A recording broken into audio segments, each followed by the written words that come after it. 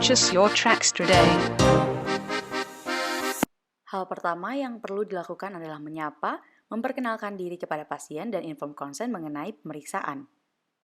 Yang kedua adalah untuk membantu dan mengantarkan pasien berbaring pada meja pemeriksaan. Kemudian, mencuci tangan. Pemeriksa berdiri di samping kanan pasien dan melakukan pemeriksaan umum.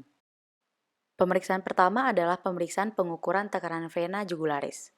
Pertama, posisikan pasien dalam posisi yang nyaman dengan di dalam ruangan yang memiliki penerangan atau cahaya yang cukup. Kedua, gunakan bantal untuk mengganjal kepala pasien agar otot sternocleidomastoid pasien relaksasi. Angkat kepala tempat tidur pemeriksaan setinggi 30 derajat. Instruksikan pasien untuk menolehkan kepalanya ke arah yang berlawanan dengan pemeriksa. Kemudian, periksa kedua sisi leher dengan senter untuk mengidentifikasi vena jugularis eksternal pada setiap sisinya, dan kemudian temukan pulsasi vena jugularis internal. Apabila vena internal tidak teridentifikasi, maka vena eksternal dapat digunakan. Identifikasi titik tertinggi pulsasi vena jugularis kanan. Kemudian letakkan penggaris panjang secara horizontal dari titik kolaps vena, dan kemudian letakkan penggaris segitiga secara vertikal dari sudut sternalis. Hitung jarak vertikal dalam sentimeter di atas sudut sternum, di mana penggaris panjang horizontal menyilang tegak lurus dengan penggaris segitiga. Sudut sternum umumnya berjarak 5 cm di atas atrium kanan. Jarak yang didapat merupakan hasil pengukuran tekanan vena jugularis. Pemeriksaan pulsasi karotis. Yang pertama adalah penilaian amplitudo dan juga kontur. Pasien dibaringkan dengan bagian kepala di elevasi 30-45 derajat. Kemudian dilakukan inspeksi pada leher untuk menilai pulsasi karotis. Letakkan jari telunjuk dan jari tengah tangan kiri atau ibu jari kiri pada arteri karotis kanan pada sepertiga bagian bawah leher. Tekan ke arah posterior dan rasakan pulsasi. Untuk memeriksa karotis kiri, gunakan jari tangan kanan atau ibu jari kanan. Tingkatkan tekanan sampai kita merasakan pulsasi dan kontur arteri karotis maksimal dari pasien. Jangan menekan kedua arteri karotis pada saat yang bersamaan. Yang kedua adalah menilai trill atau getaran dan bruit arteri karotis. Saat palpasi, deteksi ada atau tidaknya getaran halus atau trill. Dengarkan bruit arteri karotis dengan menggunakan bagian diafragma dari stetoskop. Letakkan di bagian area karotis dan minta pasien untuk menahan nafas. Selanjutnya adalah pemeriksaan arteri brachialis. Pertama, pastikan bahwasanya lengan pasien berada pada posisi istirahat atau rileks dengan siku yang terekstensi dan telapak tangan menengadah ke atas. Kedua, fleksikan siku pada derajat tertentu untuk mendapatkan relaksasi yang optimal dari otot pasien. Letakkan tangan pemeriksa di bawah siku pasien, kemudian gunakan jari telunjuk dan jari tengah untuk merasakan pulsasi di medial tendon bicep. Selanjutnya adalah pemeriksaan pada bagian toraks, di mana pada pemeriksaan ini terdapat beberapa bagian. Pertama tentunya adalah untuk memeriksa titik impuls maksimum dengan melakukan pertama inspeksi, kedua pada palpasi ventrikel kiri dan kanan. Inspeksi diawali dengan ruangan yang cahayanya baik dan pasien posisi telentang dengan kepala dan atas tubuh diposisikan 30 derajat. Kemudian tentukan titik impuls maksimum biasanya pada sela iga keempat dan kelima. Kemudian selanjutnya adalah palpasi dengan menggunakan bantalan jari pemeriksa untuk mempalpasi titik impuls maksimum. Kemudian impuls ventrikel mungkin dapat mengakibatkan jari dari pemeriksa itu sedikit terangkat. Periksa adanya getaran atau trill dengan menekan pangkal telapak tangan pemeriksa secara kuat pada dada pasien. Posisikan pasien dalam posisi lateral decubitus kiri dan minta pasien untuk membuang napas secara penuh dan menahan napas beberapa saat bila kita gagal untuk menemukan titik impuls maksimum saat pasien terlentang.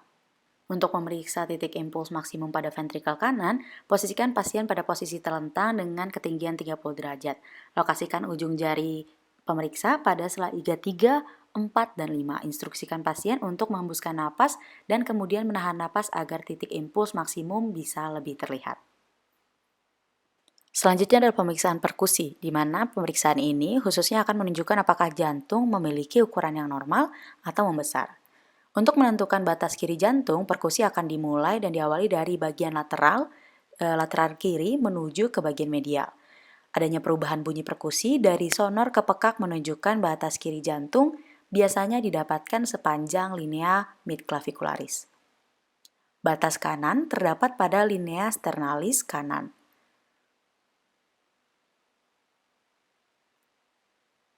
Dan batas atas jantung terdapat pada sela iga 2. Selanjutnya adalah pemeriksaan bunyi jantung 1, 2, 3, dan 4. Umumnya, bunyi jantung bisa didengar pada saat pasien berada pada posisi telentang. Yang pertama adalah area katup aorta, berada di atas iga kedua kanan dan sela iga kedua pada linea parasternalis. Yang kedua adalah area katup pulmoner, berada di sela iga kedua linea parasternalis kiri. Yang ketiga adalah area trikuspid, berada di sternum pada perbatasan antara corpus sternum dengan processus xiphoideus. Yang keempat adalah area katup mitral, berada di sela iga kelima pada linea midclavicularis kiri. Bunyi jantung sendiri yang pertama adalah S1. Bunyi jantung S1 umumnya memiliki frekuensi medium hingga tinggi. Bunyi S1 memiliki dua komponen, yang pertama adalah penutupan katup mitral dan yang lainnya adalah penutupan katup trikuspid. Bunyi jantung pertama atau S1 lebih dalam dan panjang dibandingkan bunyi jantung yang kedua. Sedangkan untuk S2 atau bunyi jantung S2 ini memiliki frekuensi yang tinggi dengan durasi rata sekitar 0,11 detik. S2 juga memiliki dua komponen. Yang pertama adalah penutupan katup aorta dan yang lainnya adalah katup pulmonal. Yang ketiga adalah S3. Bunyi jantung S3 merupakan bunyi mid diastolik berfrekuensi rendah. Yang terakhir adalah S4, di mana bunyi jantung S4 merupakan bunyi dengan frekuensi rendah yang terdengar pada akhir fase diastolik atau fase presistolik saat kontraksi atrium. Selanjutnya adalah pemeriksaan murmur kardiak, di mana ketika murmur terdengar, maka dapat diidentifikasikan dan dijelaskan berdasarkan yang pertama adalah waktu. Murmur sistolik terdengar di antara bunyi jantung S1 dan S2.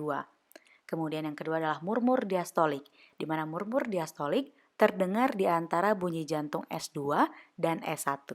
Dan yang terakhir adalah murmur kontinu, di mana murmur kontinu dimulai saat fase sistolik dengan puncak dekat bunyi jantung S2 dan terus berlanjut pada fase diastolik.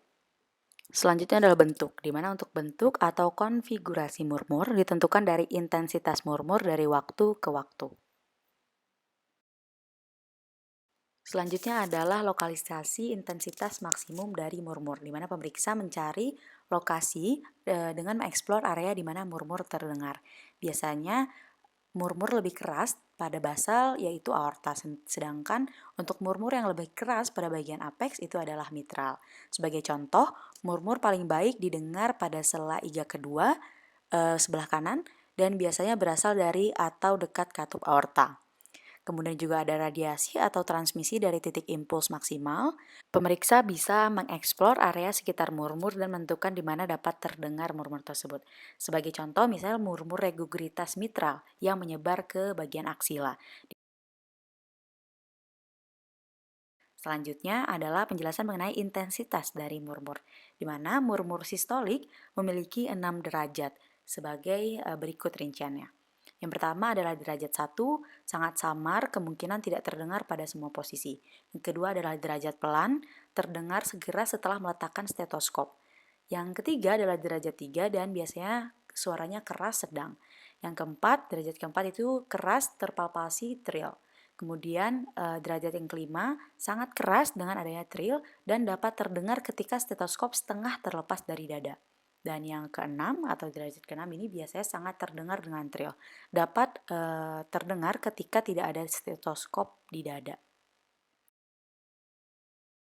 Selanjutnya dari pemeriksaan murmur juga ada istilah nada di mana kategorinya adalah tinggi, medium, atau rendah. Kemudian juga ada istilah kualitas, di mana untuk kualitas ini bisa dideskripsikan seperti kasar, bertiup, bergemuruh, dan musikal. Yang terakhir adalah pemeriksaan ekstremitas, di mana yang merupakan pemeriksaan untuk tes edema. Biasanya pemeriksa akan menekankan jemarinya pada area dependen milik pasien seperti bagian tulang kering selama 2-3 detik.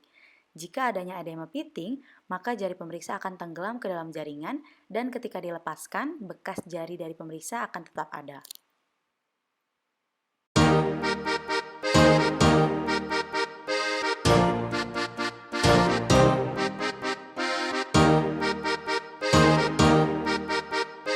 Purchase your tracks today.